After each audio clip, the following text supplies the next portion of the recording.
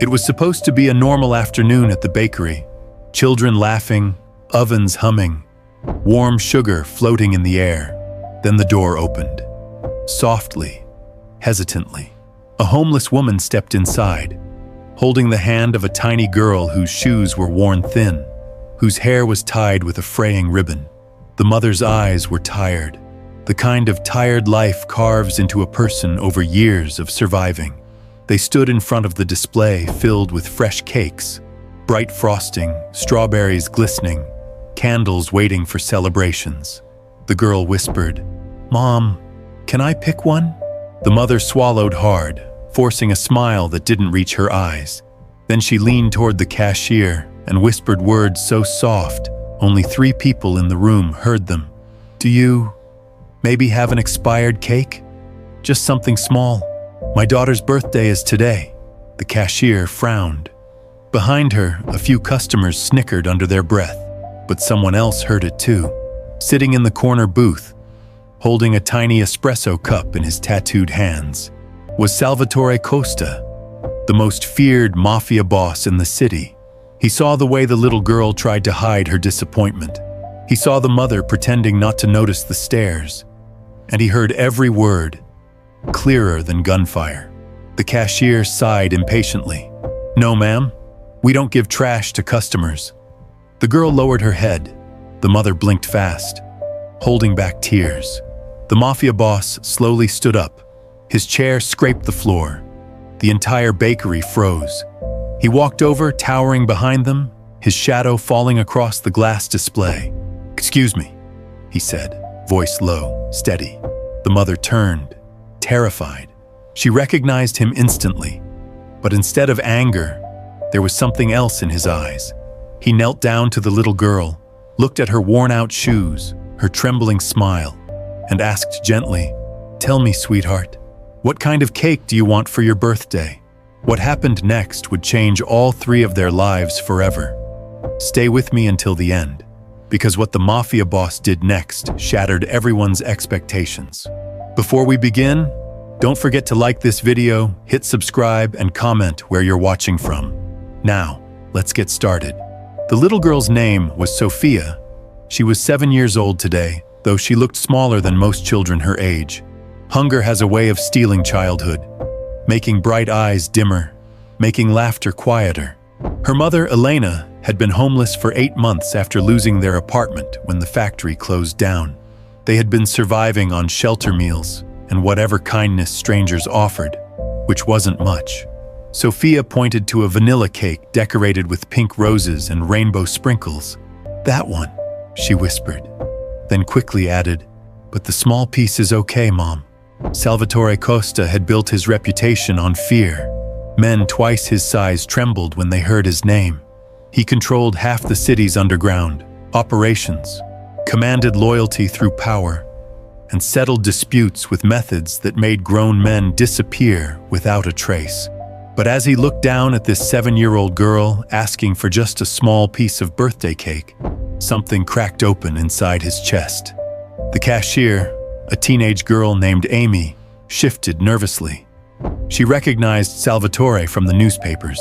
Everyone in the neighborhood knew his face, knew the stories. Her hands shook as she gripped the counter. "Sir, I'm sorry, but our manager doesn't allow us to give away food. Store policy." Salvatore's dark eyes moved from the little girl to the cashier, then to the mother who was pulling gently on her daughter's hand, trying to leave before things got complicated. The other customers had gone completely silent. Even the espresso machine seemed to hold its breath. "How much for the whole cake?" Salvatore asked, his voice carrying the weight of authority that made people listen. Amy fumbled with the price tag. $42, sir." Elena stepped forward, panic in her voice. "Please, we don't need anything expensive. We were just hoping maybe something old, something you might throw away anyway. We don't want any trouble." Salvatore reached into his jacket. The movement made everyone in the bakery tense up, but he only pulled out a thick leather wallet. He placed $300 bills on the counter. "I want that cake, the whole thing, and I want you to put 7 candles on it. Can you do that?" Amy nodded frantically, her eyes wide. "Yes, sir." Absolutely. But Salvatore wasn't finished. He turned to Elena, and when he spoke, his voice was gentler than anyone in that room had ever heard from him. When's the last time you two had a real meal? Elena's chin trembled. Yesterday morning. The shelter served breakfast. The silence that followed was deafening. Even hardened criminals who worked for Salvatore would have been shocked at what happened next.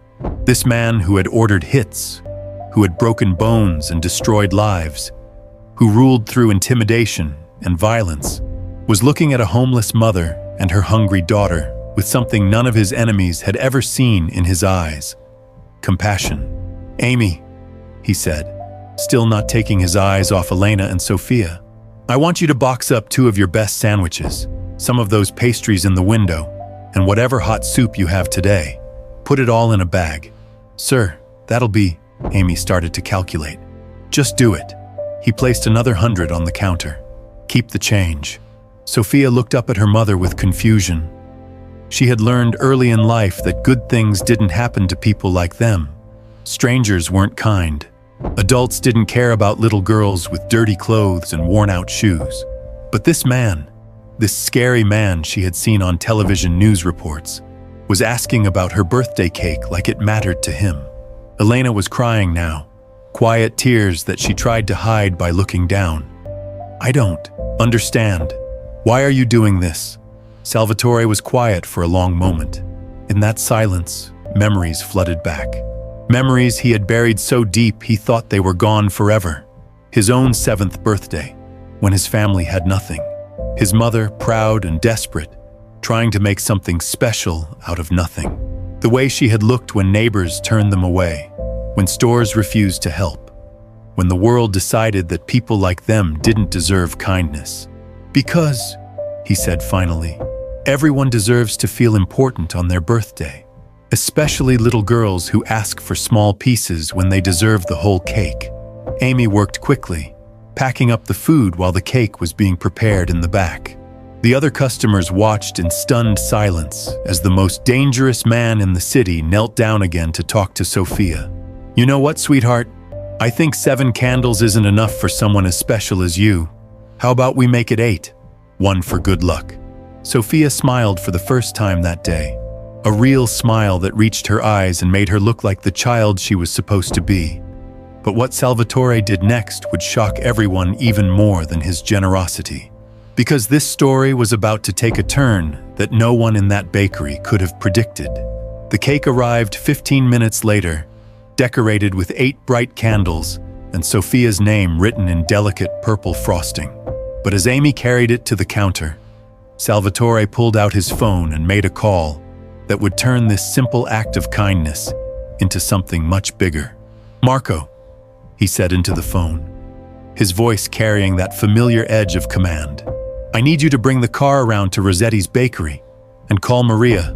Tell her to prepare the guest room upstairs. We're going to have visitors." Elena's face went pale.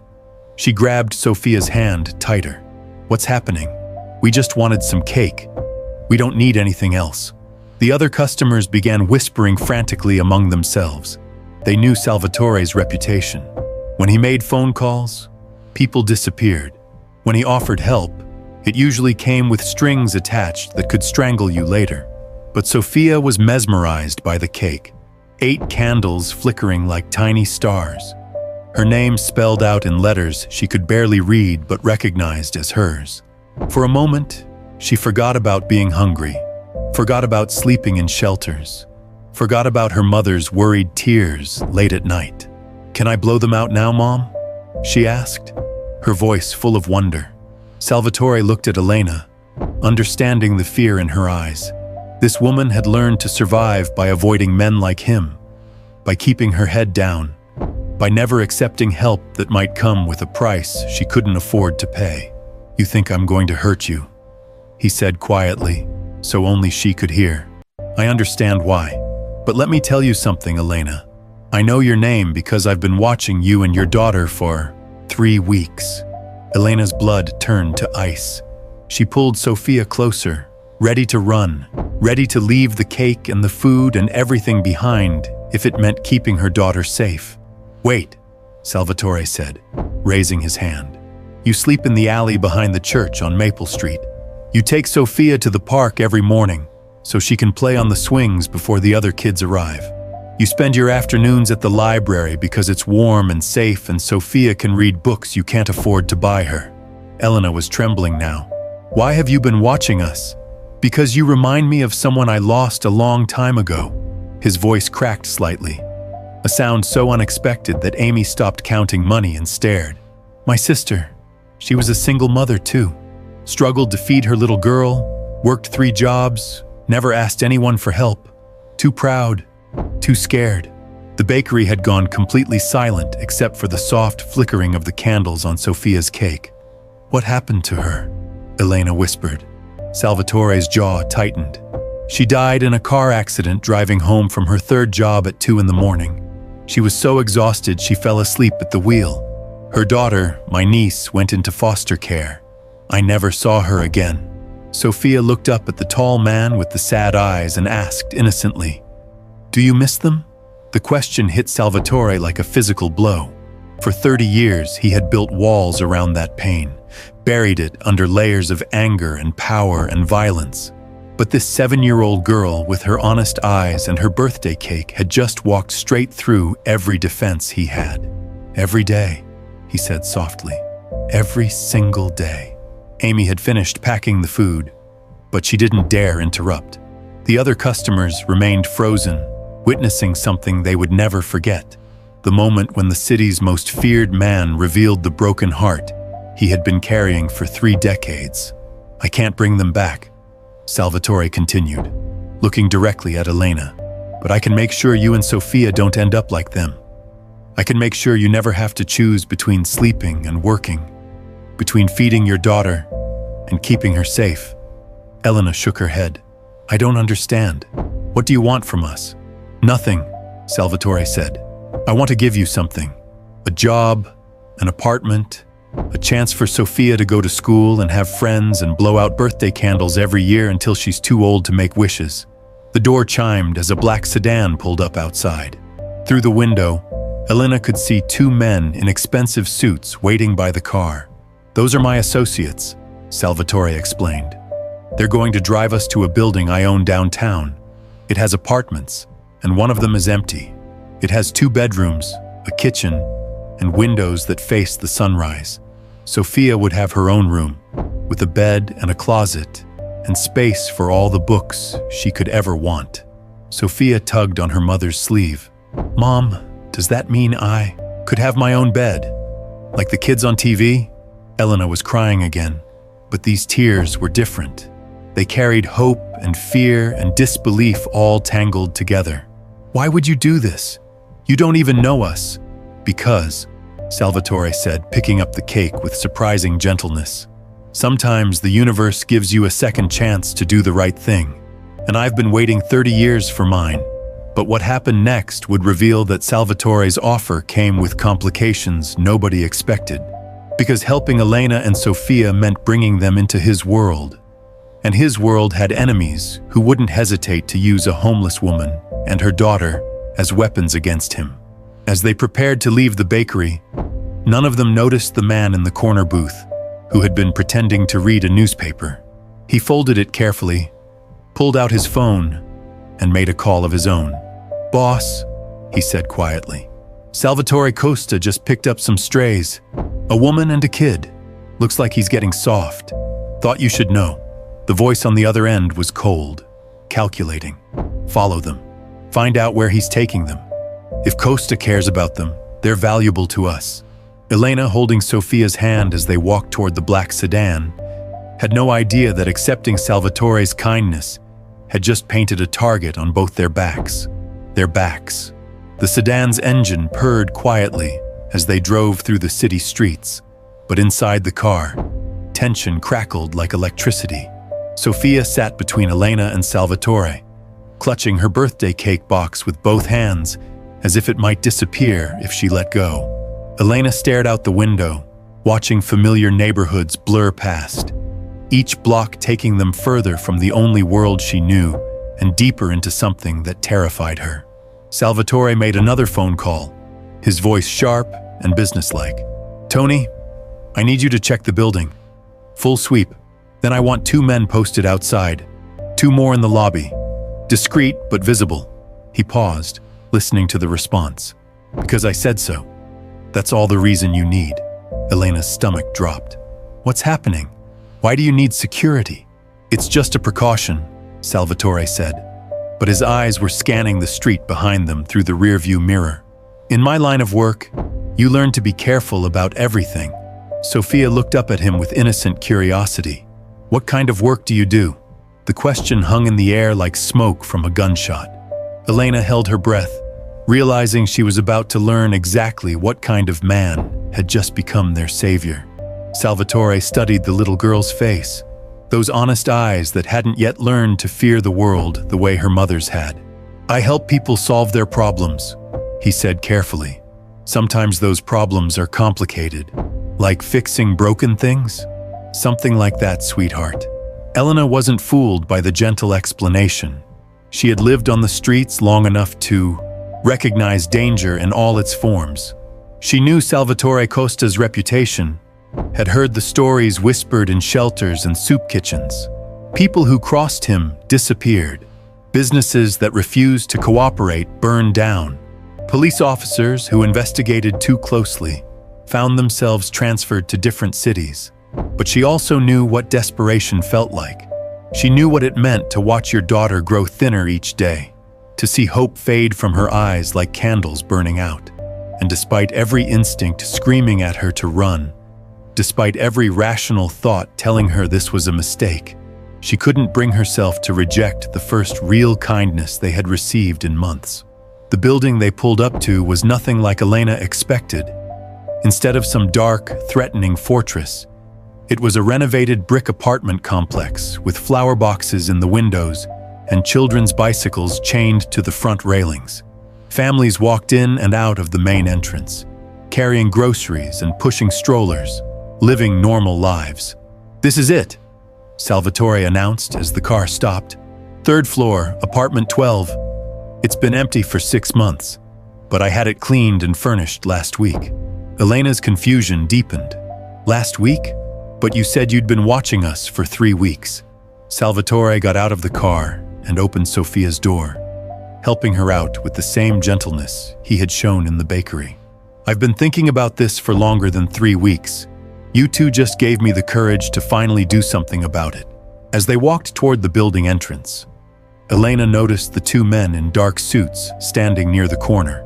They nodded respectfully at Salvatore but kept their distance. More security, she realized. Whatever world they were entering, it was one where protection was necessary. The lobby was clean and bright, with mailboxes lining one wall and a small seating area near the elevator. An elderly woman watering plants near the window smiled at Sophia and complimented her on the cake box she was carrying. It felt surreal, this normalcy existing alongside the undercurrent of danger that followed Salvatore everywhere. They rode the elevator in silence, Sophia pressing her face against the small window to watch the floors pass by. Elena's mind raced with questions and fears. What would happen when other tenants discovered who their new neighbor was? What if Salvatore's enemies found out where they lived? What if this kindness came with a price she couldn't afford to pay? Apartment 12 was more beautiful than anything Elena had imagined. Sunlight streamed through large windows, illuminating hardwood floors and walls painted in soft, welcoming colors. The furniture was simple but comfortable, and Sophia's bedroom was decorated with bookshelves and a small desk where she could do homework when she started school. "The refrigerator is stocked," Salvatore explained, opening the kitchen cabinets to show them plates and glasses and all the basic necessities of home. "The utilities are paid for the next year. There's a good elementary school 6 blocks away, and Maria downstairs can help with babysitting if you need to work." Sophia ran from room to room, her excitement bubbling over as she discovered each new wonder. A real bathroom with a bathtub, a kitchen with a window that looked out over a small courtyard, a bedroom with a bed that had clean sheets and pillows that smelled like lavender instead of disinfectant. Elena stood in the middle of the living room, overwhelmed by the magnitude of what was happening. "I don't understand how to accept this. We don't have anything to give you in return. You're giving me something just by being here," Salvatore said quietly. "You're giving me a chance to remember who I used to be before I became the man everyone fears." But even as he spoke those words, his phone buzzed with a text message that made his expression harden. The message was short and threatening. "Nice new friends you have, Salvatore. Pretty little girl. Would hate for anything to happen to her." Salvatore's blood went cold. Vincent Torino, his biggest rival, had already learned about Elena and Sofia. The man who had been following them from the bakery worked faster than Salvatore had anticipated. He quickly typed a response to Tony, his head of security. Code red. They found them. Triple the protection. Elena noticed the change in his demeanor immediately. "What's wrong?" Salvatore looked at Sofia, who was in her new bedroom arranging stuffed animals on her bed and singing softly to herself.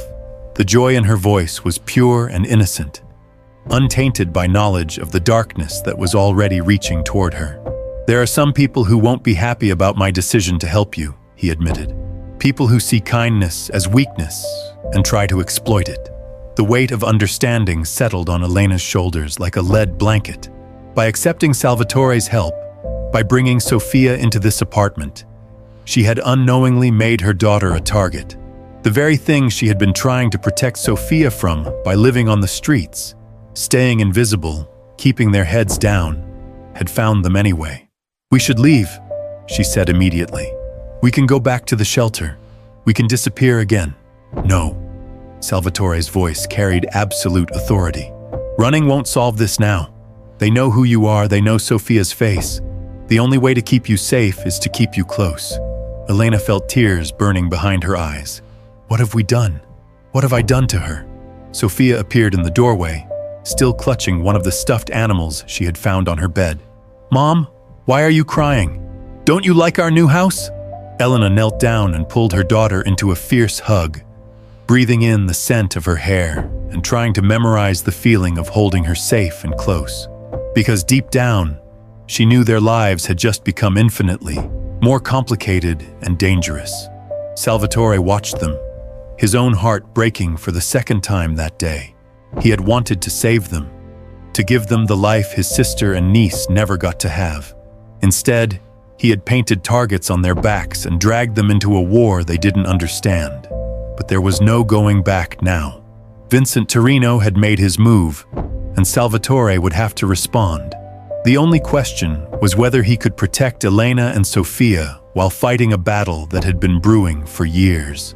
As evening shadows began to stretch across the apartment floor, none of them knew that 3 blocks away, Vincent Torino was already planning his next move. And his plan involved more than just threatening messages. It involved taking everything Salvatore cared about and using it to destroy him completely. Vincent Torino was not a patient man. While Salvatore sat in the apartment with Elena and Sofia, Vincent was 3 blocks away in the back room of his restaurant, studying surveillance photos spread across a mahogany table like playing cards in a deadly game. His fingers drummed against the wood as he examined each image. Elena walking Sofia to the park, Sofia reading at the library, Salvatore kneeling beside the little girl in the bakery. 30 years, Vincent muttered to his lieutenant, Marco Benedetti. 30 years I've been trying to find Salvatore's weakness, and it walks into a bakery asking for expired cake. Marco shifted uncomfortably. He had worked for Vincent long enough to recognize that tone, the way his boss's voice turned soft and dangerous when he was planning something particularly cruel. "What's the play, boss?" Vincent picked up the photo of Sofia holding her cake box, her face glowing with innocent joy. Salvatore thinks he's protecting them by keeping them close. But proximity works both ways. The closer they are to him, the easier they are for us to reach. Back at the apartment, Salvatore was teaching Sofia how to light the candles on her birthday cake properly, his massive hands guiding her small fingers as she struck each match. Elena watched from the kitchen doorway, her heart torn between gratitude and terror. This man who had shown them such unexpected kindness was the same person whose enemies now wanted to use her daughter as a weapon. "Make a wish, sweetheart," Salvatore said softly, as all 8 candles flickered to life. Sophia closed her eyes tight, her face scrunched in concentration. When she opened them again, she looked directly at Salvatore. "I wished that you wouldn't be sad anymore, about your sister and your niece." The words hit Salvatore like a physical blow. He had been carrying that grief for 3 decades, had built an empire on the foundation of that pain, and this 7-year-old girl with her honest heart had just offered to take it away with a birthday wish. Elena saw the tears gathering in his eyes and felt something shift inside her chest. This wasn't the calculating monster she had expected. This was a broken man trying to heal wounds that had never properly closed. "Thank you, Sophia," Salvatore whispered. "That's the most beautiful wish anyone has ever made." But their moment of peace was shattered by the sound of Salvatore's phone ringing. He glanced at the caller ID and his entire demeanor changed. Shoulders tensing, jaw hardening. "I have to take this." He stepped into the hallway, closing the apartment door behind him. Elena pressed her ear against the wood, straining to hear fragments of conversation. "What do you mean they're gone?" Salvatore's voice was sharp with anger. "How do 2 men just disappear from their posts?"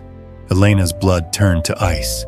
The security guards outside the building, the ones who were supposed to protect them, had vanished. "Find them," Salvatore continued, "and get a full team here now." Vincent's making his move. Elena pulled away from the door, her mind racing. She looked at Sophia, who was carefully cutting her cake into perfect triangles, completely unaware that danger was closing in around them like a noose. "Sophia," Elena said, forcing her voice to remain calm, "we need to play a game. Remember how we used to practice being very quiet when we lived at the shelter?" Sophia looked up, cake frosting on her chin. "Are we playing hide and seek?" "Something like that, baby. I need you to go to your room and get under the bed. Stay there until Mommy comes to get you, okay? No matter what you hear." Sophia's face fell. "But what about my cake?" "We'll save it for later, I promise." Salvatore burst back through the door, just as Elena was helping Sophia into her bedroom. His face was grim, and he was speaking rapidly into his phone while simultaneously checking the locks on the windows. "Tony, where's my backup? They should have been here 10 minutes ago." He paused, listening to the response. "What do you mean the building's surrounded? By who?" Elena felt her knees go weak. They were trapped. Salvatore ended the call and turned to face her, his expression mixing apology with determination. "Elena, I need you to listen carefully. Vincent Torino has people positioned around this building. My security team is either dead or compromised. We're on our own until reinforcements arrive." "How long?" Elena's voice was barely a whisper. 20 minutes, maybe 30. Elena thought about Sophia hiding under the bed in her new bedroom, about the birthday cake sitting abandoned on the kitchen table, about how quickly their miracle had turned into a nightmare. "There's something else," Salvatore said quietly. "Vincent doesn't just want to hurt you to get to me. He wants to take Sophia." The words hung in the air like poison gas. Elena felt something primal and fierce rise up inside her chest, something that had been dormant during months of quiet desperation but was now roaring to life. "Over my dead body," she said, and Salvatore saw something in her eyes that reminded him why he had survived 30 years in a business where most men didn't last 5. "That's exactly what I was hoping you'd say," he replied, reaching into his jacket and pulling out a small pistol. "Because we're going to have to fight for her." Elena stared at the weapon. She had never held a gun in her life, had never imagined herself capable of violence. But as she thought about Vincent Torino's hands reaching for her daughter, about Sophia's innocent trust and birthday wishes, she discovered reserves of strength she didn't know existed. "Show me how to use it," she said. 3 floors below, Vincent's men were already moving through the building, using stolen keys to access the service elevators and emergency stairwells. They moved like shadows, trained professionals who specialized in making problems disappear quietly. Vincent himself waited in his car across the street, watching the apartment windows through binoculars. He had planned this operation meticulously, accounting for every variable except one. He had underestimated what a mother would do to protect her child. Inside the apartment, Salvatore was giving Elena a crash course in handling firearms while simultaneously barricading the front door with furniture. Keep both hands on the grip, sight down the barrel, squeeze, don't pull the trigger. And Elena, if it comes down to choosing between your life and Sophia's safety, you choose Sophia every time. Elena nodded, surprised by how natural the weight of the gun felt in her hands. What about you? I've been preparing for this fight my whole life. Vincent thinks he's hunting a helpless woman and child. He's about to learn he's walked into a trap. The elevator dinged softly in the hallway outside their door. Salvatore held up his hand for silence, then moved to the window and peered through the blinds. 4 men in the hallway, 2 more visible on the fire escape outside. They're here, he whispered. Elena crept toward Sophia's bedroom, her heart hammering so hard she was sure everyone in the building could hear it. She found her daughter exactly where she had left her, curled up under the bed with her stuffed animal, eyes wide but obedient. Stay here no matter what happens, Elena whispered. If strangers come in, you don't make a sound. Can you do that for Mommy? Sophia nodded solemnly. Elena kissed her forehead and returned to the living room just as the first soft knock came at the door. It was polite, almost gentle, which somehow made it more terrifying than if they had simply tried to break it down. Mr. Costa, a voice called through the door. We just want to talk. Salvatore looked at Elena and mouthed the words, Vincent's voice. The gunfire lasted exactly 17 minutes. When the smoke cleared and the sirens finally faded into the distance, 3 lives had been forever altered by a single moment of unexpected kindness in a small bakery. Vincent Torino would never threaten another family. Salvatore Costa discovered that redemption was possible even for men like him.